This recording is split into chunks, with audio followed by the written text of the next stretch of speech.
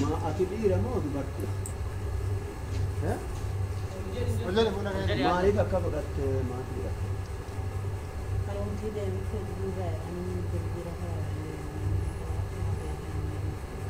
ومرة القبائل قنادي ما جد دور رجعنا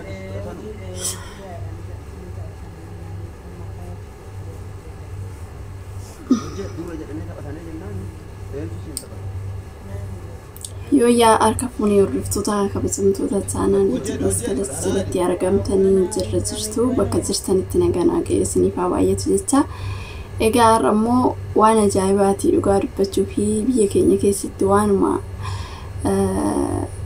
yeroodhaan waanuma nama ajaa'ibu kan arganii akkuma argaa jirtanii mucaan kun jechuudha Addis Ababa keessatti dubartiidha jedhee waa hundumaa xulmaacaa hunda godhatee qalcaramee hojjetaa ture jedhanii naannoo ji'a hojjetu jedhanii dhugaa dubbachuu fi dubartumatti fakkaate akkamitti akka inni hojjetee hin beeku na booddirra shakkanii sagaleedhaan irraa ani hin beeku dhugaa dubbachuuf biyya keenya san keessatti nama garama nama ajaa'iba waan akkasitti siniin jedhaa egaa bara akkamii keessa akka jiru hin beeku yeroo baay'ee mudannoon akkanaa kun hin deddeebi'a adabbiin osoo jiraate biyya keenya san keessa odoo saalfa yookiin immoo sodaan jiraate ta'ee waan akkanan godhan jechuudha ግን haaluma mootummaa kana bakka arganiif maal nu godhu yoo hidhamanis hin ba'u jechaadhaaf natti fakkaate ta'ee hin beeku waan nama ajaa'ibu dhugaa dubbachuuf baay'ee takkan ajaa'ibe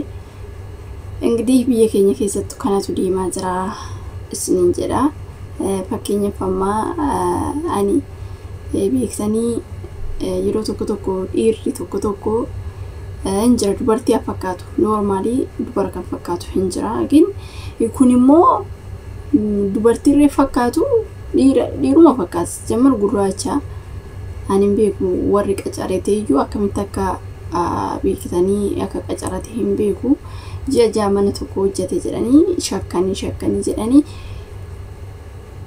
isa boole dubartii taatee jedhanii naakasitti qabamee mana hidhaa galee sinin jedha nama fakkeenya fi namoonni dhugaa dubbachuuf yeroo ammaa kanatti nama sodaachisa saraatanyaa qaxarachuun Itoophiyaa keessatti nama sodaachisa maaliif yeroo baay'ee baqa waan baqa beektanii nama sodaachisuudha Itoophiyaa san keessatti gaafa saraatanyaa qaxaratan yookaan saraatanyaatu ijoollee miidhaa yookaan immoo ishiitu saraatanyaa miidhaa mushkilaan isaanii mushkilaa miti jechuudha amma fakkeenya biyya kana keessatti seera waan sodaataniif seerri ni jira seerri waan ana akkasii seerri waan biyya Arabaa kana keessatti seerri waan jiruuf waan nama sodaataniif ani seerri mootummaan sodaatamuuf waan akkanaa kana hin godhanii jechuudha maaliif qixaatii adabbii jabaatu itti kennamaa jechuudha nama tokkotti namni tokko amma nama ajjeese sirriitti adabama amma biyya keenyatti namni nama ajjeese tokko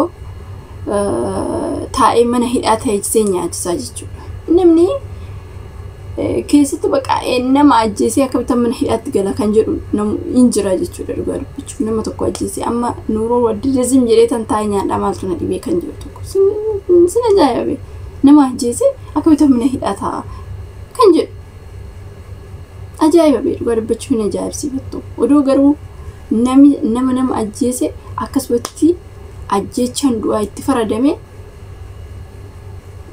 waan akkana kana raawwattu jechuudha biyya keenya keessa sodaa waan dhabameef sodaa waan hin jirreef waan akkanaa kana gochaa jiru jechuudha namoonni baay'ee salphina ilaalaarra namtichi ilma ofii fuudhee gara bishaanitti gate dhugaa dubbachuuf waan nama baay'ee tokko nama gaddisiisu jechuudha ilma ofii dhalee daa'ima waggaa 5 bishaan guutetti bishaan ganna kanaa ni beektu bishaan fuudhee poolisiin takataattalee qabee kinooma mana hidhaa jira inni nyaataa jechuudha daa'imti sun duute daa'ima waggaa 5 fuudhee bishaanitti gate sina jaa akkamitti baqa nama ajjeesu akkamitti ilmoo ofii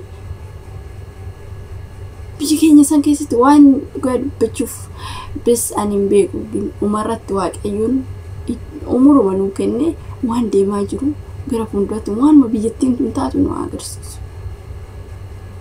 baay'ee baay'ee namni hin jedhamne baay'ee cima baay'ee kabbaadidha. Haalli jiru Itoophiyaa keessa baay'ee kabbaadidha.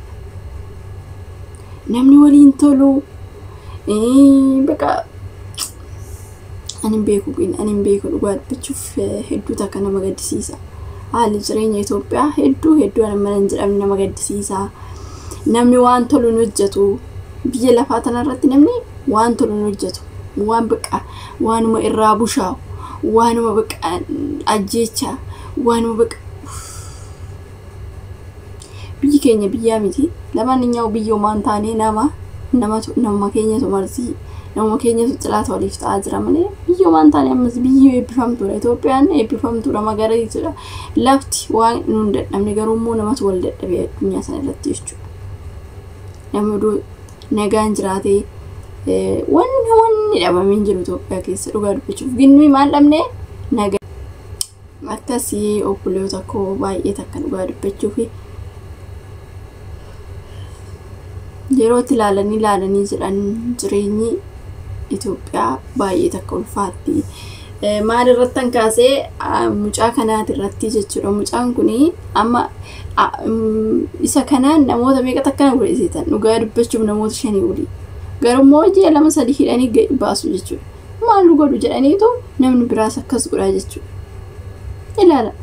Tuffatan beekoo mangistii mootummaa maaltu jira jedhullee miti tuffatamte mootummaa. Dhugaa dubbachuuf akkuma inni nama tuffatu akkuma inni nama gadi qabu namni illee akkasumatti gadi isa qabaa jira jechuudha. Dhugaa dubbachuuf namtichi kun waanuma inni nu godhe takka nagarra. Waanuma inni nu godhe. Ani garuu gaarummaa isaa gaarummaa hin qabu gaarummaa waan inni nu godhe nu waddalee xaarree gubannee biyya ormaa keessatti dafqinee finnee deebi'ee nurraa nyaachaa jira. Mana nurraa diigaa jira. Garaa nu gubee biyya ormaa keessatti akka itti dafqa keenya xabboonee hafinne kana nu saamaa jira jechuudha. Inni waan nu tole tokko illee hin qabu. Ammallee taanaan waan isa galateeffatu takka illee hin qabu jechuudha. Biyya Itoophiyaa keessatti biyyi maal hin goone biyya eebbifamtuudha. Biyyi magariistuudha. Garuu immoo namni Itoophiyaa falfala. Bakka waan bakka teenyetuma namni osoo hin hojjetin teenyetuma nyaanne jira. Bakka waan namaa annee waan namaa fudhannee waan bakka waan namaatti fayyadamnee nyaanne jira. Namni garuu xaaleetuyyuu humna ofiituyyuu baasee anyaachuu dadhabee namoota meeqa jira jechuudha.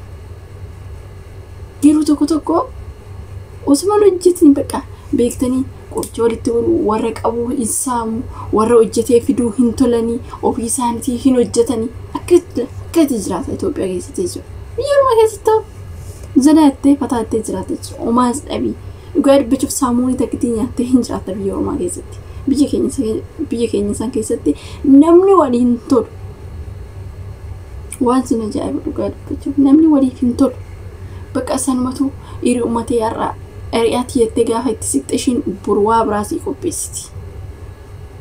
Akkaataa addunyaa sanarraa baddu jechuudha. Akka ati ishii caaltuun barbaaddu akka ati namni bakka ati caaltee argamnaan siidhumatti Itoophiyaa keessatti xaaftaamii ta'uu hin dandeessu hojjettee of jijjiiruu hin dandeessu akkatti jireenyi Itoophiyaa sanii baay'ee nama hin jedhamne nama jibbisiisa. Kanuma kanarraan kan ka'e waan jibbisiise tokko keessa kan aftaan bisaatee akkatti teechee nyaattu hin qabdu isaa mamtaa jechuudha.